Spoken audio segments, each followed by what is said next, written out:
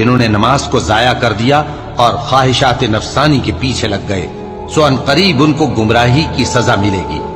ہاں، جس نے توبہ کی اور ایمان لایا اور عمل نیک کیے تو ایسے لوگ بہشت میں داخل ہوں گے اور ان کا ذرا نقصان نہ کیا جائے گا،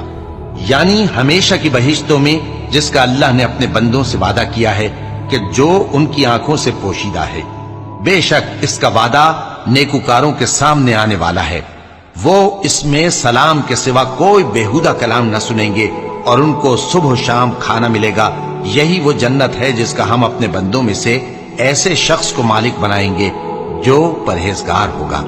اور فرشتوں نے پیغمبر کو جواب دیا کہ ہم تمہارے پروردگار کے حکم کے سوا اتر نہیں سکتے۔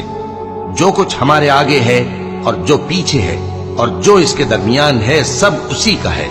اور تمہارا پروردگار بھولنے والا نہیں، یعنی آسمان اور زمین کا اور جو ان دونوں